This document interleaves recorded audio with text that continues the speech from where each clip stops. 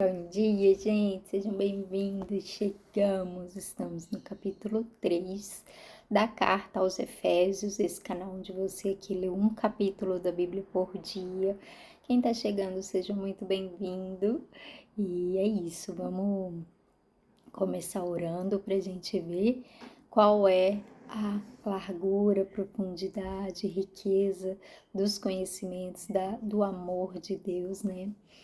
É isso que nós vamos falar um pouquinho no capítulo de hoje. Espero que o Espírito Santo venha e nos faça compreender toda essa extensão do amor de Deus. Amém? Bora.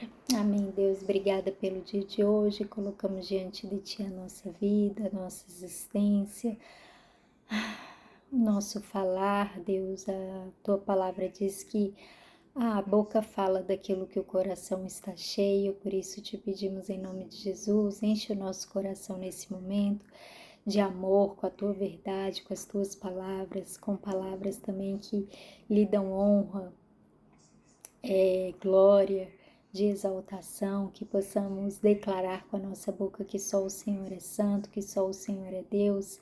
Em nome de Jesus, nos colocamos diante de Ti este momento de leitura da Tua Palavra e te pedimos a compreensão que o Senhor nos deu o Teu Espírito Santo para sentar e falar conosco enquanto lemos, em nome de Jesus. Amém? Bora. Ó. Então vai dizer assim, gente, capítulo 3 aos Efésios. Por essa razão eu oro a Deus, eu, Paulo, que estou preso por causa de Cristo Jesus para o bem de vocês, os não-judeus.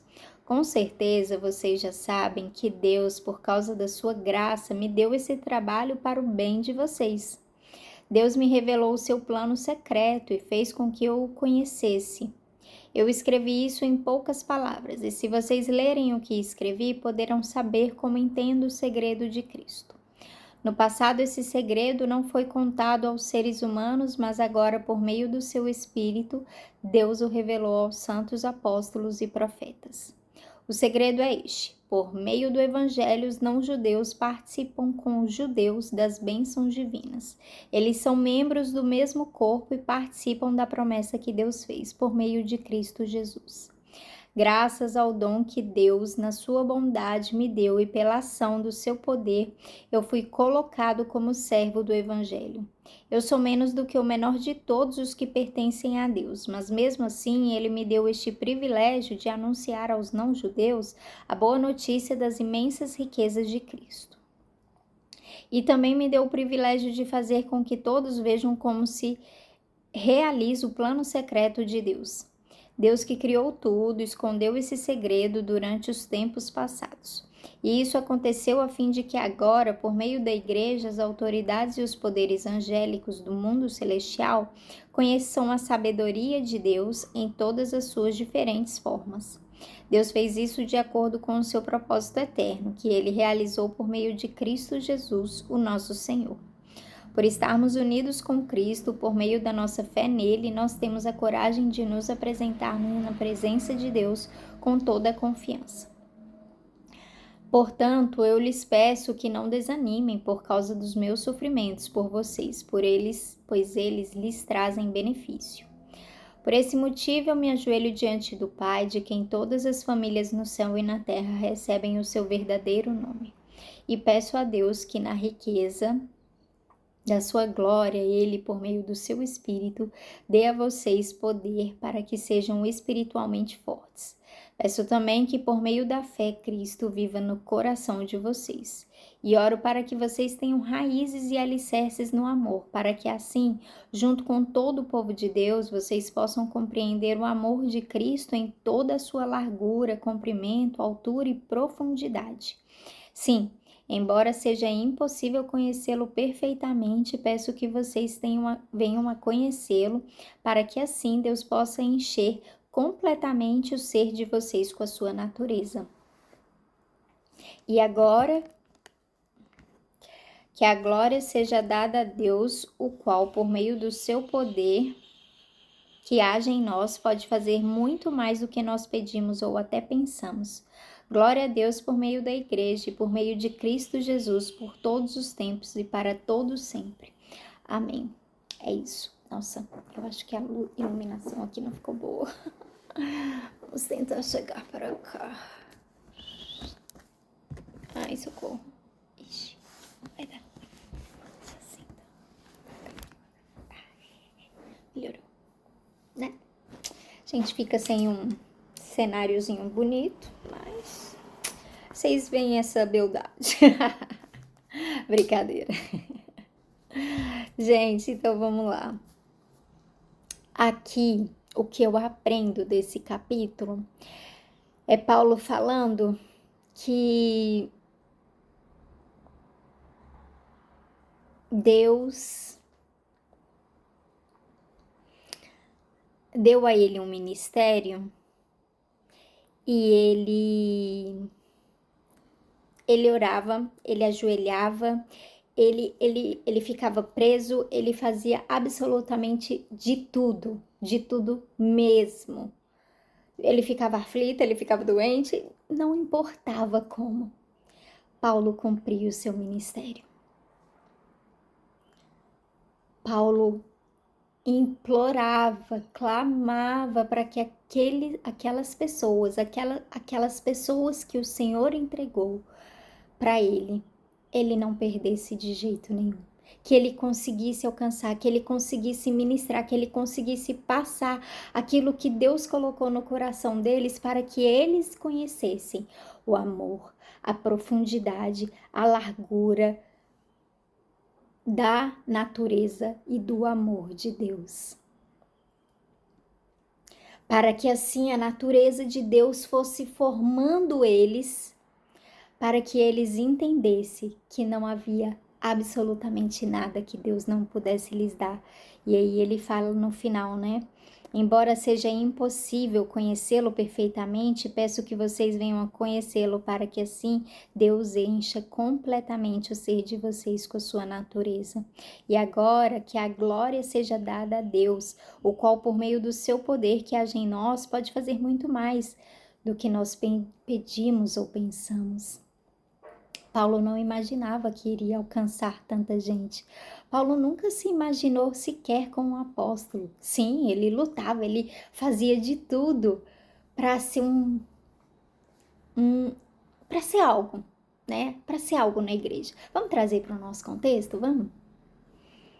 Às vezes a gente está fazendo tanta coisa para ser visto, para ser alguma coisa, para, né?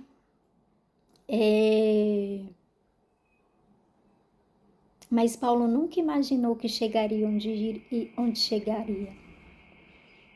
Paulo nunca imaginou que ele seria um apóstolo de Cristo.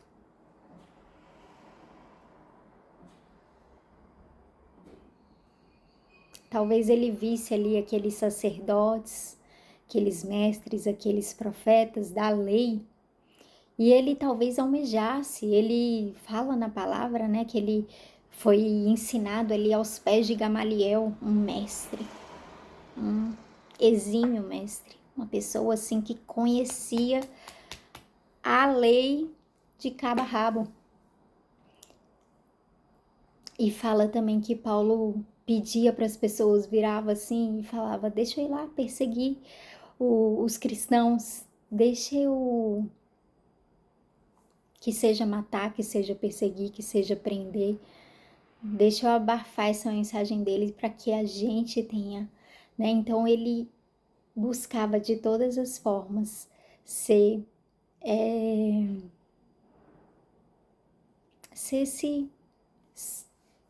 esse servo, mas talvez ser conhecido, quem sabe, né? Paulo queria virar um deles. Paulo talvez quisesse virar um sacerdote, ou um mestre, ou um profeta importante dos judeus. E Deus viu a resiliência, eu gosto sempre de falar muito sobre isso, sabe? Deus viu a capacidade, a integralidade do coração de Paulo quando ele fazia aquilo que ele acreditava que era o certo e que era o bom a fazer. E Jesus Cristo, que é o verdadeiro, né? Que não há sombra de variação, Paulo estava enganado e ele estava fazendo, se comprometendo e se esforçando naquilo que ele acreditava. Mas Jesus Cristo sabia que ele estava errado. E Jesus já tinha um propósito na vida de Paulo. E era exatamente o contrário do que Paulo imaginava fazer. Ele nunca talvez se imaginou falando para os não gentios. E sequer Paulo imaginou que um dia as cartas que ele escrevesse iriam alcançar a nós, não gentios, não judeus, aos gentios.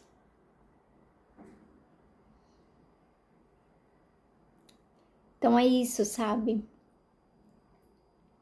E Paulo, ele se dedicou nisso, ele fez muito, sabe? E a gente vê nessa última parte, Paulo falando, eu me ajoelho por vocês, eu oro por vocês, eu tô na prisão por vocês, eu tô sofrendo no meu corpo. E ele começa, por essa razão, eu oro a Deus, eu, Paulo, que estou preso por causa de Cristo Jesus para o bem de vocês, os não-judeus. Com certeza vocês já sabem que Deus, por causa da sua graça, Ele me deu esse trabalho para o bem de vocês. Deus me revelou o seu plano secreto e fez com que eu o conhecesse.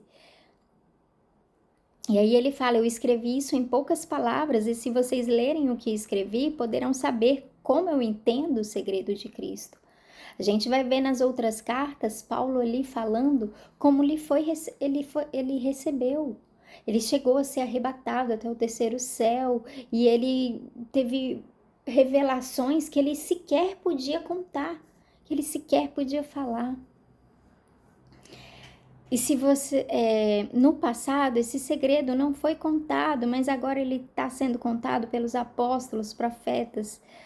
E o segredo é este: por meio do evangelho, os não-judeus, eles participam com os judeus das bênçãos divinas. Eles são membros do mesmo corpo. Então, gente, deixa eu te falar uma coisa. Talvez você esteja como Paulo no início, né, se esforçando para ser alguma coisa.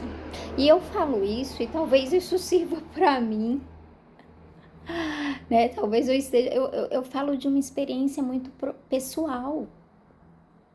Mas eu imagino que outras pessoas também podem estar aqui nesse contexto, né? Porque o Senhor nunca fala à toa, o Senhor nunca traz uma palavra em vão, sabe? Então, às vezes a gente está se esforçando em algo, fazendo muito algo, tentando ser algo, às vezes que Deus não quer, não é do propósito de Deus pra gente, sabe? Ou talvez você esteja na condição de Paulo, que é isso, sabe? Você está se entregando ao máximo. E às vezes não é apenas sobre a igreja, às vezes é sobre o nosso trabalho. Sabe o que é? Eu tenho falado isso para as pessoas, eu tenho sido muito responsável, eu tenho buscado ser muito responsável com aquilo que Deus coloca na minha mão. Ah, Marina, mas isso não é função sua, isso não é tarefa sua. Paulo, por diversas vezes, talvez pode ter ouvido isso. Isso não é função sua, você não é um apóstolo, você não andou com Cristo. Os gentios não, tipo, quem são os gentios? Eles nem fazem parte da gente. Mas Paulo entendeu, ele acreditou, ele, sabe, aquela convicção que ele tinha no coração dele, não, eu sei, eles fazem parte. Eu vou anunciar o evangelho, não importa o que isso me custe, não importa. Até que a natureza de Deus seja formado neles, sabe? Até que eles conheçam, sabe, como a natureza de Deus, sabe como nós podemos viver essa segunda parte. A gente fala muito isso, porque Deus, por meio do seu poder que age em nós, pode fazer muito mais do que nós pedimos ou até pensamos. A gente fala muito sobre isso, sobre sonhos, né? E de fato Deus pode. Mas às vezes os seus sonhos não, tá longe de Deus, é muito além do que você imaginou. Paulo, ele estava preso, mas Paulo, ele fala assim, caraca, velho, caraca, quem diria que eu fosse me tornar um apóstolo? Ó, graças ao dom que Deus, na sua bondade, me deu e pela ação do seu poder, eu fui colocado como servo do Evangelho. Eu sou menos do... Olha só, eu sou menos do que o menor de todos os que pertencem a Deus, mas mesmo assim Ele me deu este privilégio de anunciar aos não-judeus a boa notícia das imensas riquezas de Cristo. Sabe quando você fala... Eu sou o cocô do cavalo do... Ai, meu Deus, perdão pela palavra. Do cavalo do rei, não sei o que, né? Ele falava isso, ele falava, gente, eu não sou ninguém, eu sou ninguém, eu não sou ninguém.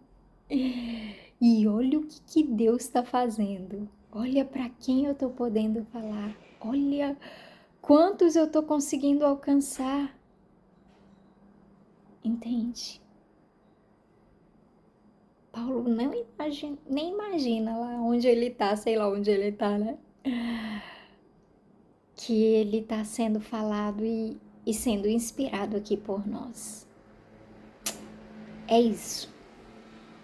O que Deus sabe. O que você... Então, a pergunta que fica pra gente finalizar é...